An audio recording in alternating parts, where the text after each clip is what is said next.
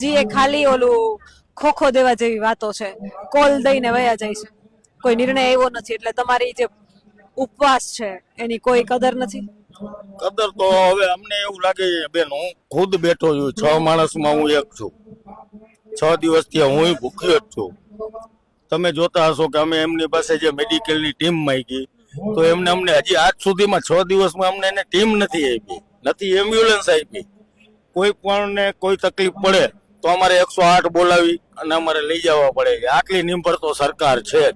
અમને ખબર છે કે અમને કાંઈ આપવાના નથી. અમારા માણસો તૈયાર જ છે, આપે તોય ભલે, નો આપે તોય ભલે, અમારી પ્રાઇવેટ ગાડીમાં અમે વયા જાશું.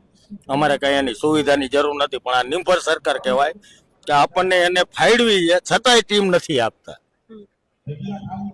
બીજું કે કાંતિભાઈ અમૃતિયાના ભાઈ કારાભાઈ અમૃતિયા એ પણ તમારી સાથે ઉપવાસમાં બેઠા છે, તો પછી આ રાજનીતિ છે કે ખેડૂતોને સમર્થન છે? ખેડૂતોને સમર્થન છે, રાજનીતિ નથી. રાજનીતિ જે એમના ભાઈ છે એ રાજનીતિમાં છે, અને અત્યારે ગામના દીકરાની રીતે એની રીતે આવ્યા છે. ગામની પડખે ગામના જુવાનીઓનો જોશ વધારે છે. આમાં કઈ એનામાં રાજનીતિ જેવું અમે જૈનમાં તેદું ને અમે એ ભાઈને ઓળખી છીએ, એનામાં કોઈ દી રાજનીતિ આવી જ નથી.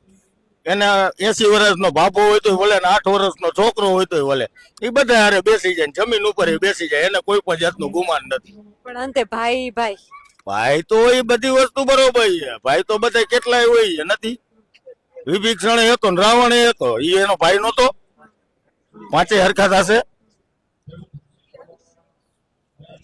કાંતિભાઈ અહીંયા આવ્યા 2 વખત, એમના સ્ટેટમેન્ટ પણ આવ્યા છે. શું લાગે છે તમને, થશે તમારો પ્રશ્ન હલ કાંતિભાઈથી? પણ એ એની રીતે બેન મથે છે, બરોબર.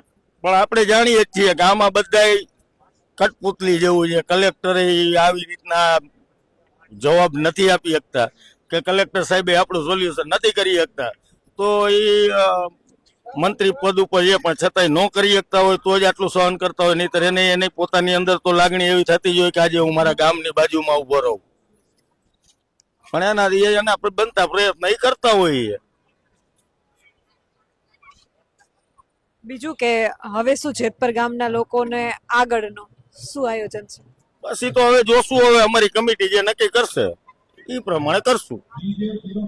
ખેડૂતો તમને જે જોઈ રહ્યા છે એને શું સંદેશ આપશો? બસ સંદેશો કાંઈ જ નહીં. અમે જે કાંઈ કરશું એ પૂરા ગુજરાતના ખેડૂતો માટે કરશું, અમારા સ્વાર્થ ઉપર નહીં કરી. That's all. ભાઈ જે પ્રમાણે વાત કરી છે એ પ્રમાણે કે જે કાંઈ કરશું એ માત્ર જેતપરનો સ્વાર્થ નહીં, આખા ગુજરાતના હિતની વાત. કેમેરામેન રાજ પરમાર સાથે હું પત્રકાર કાજલ છું. આપ જોઈ રહ્યા હતા ગુજરાતનો વાચ.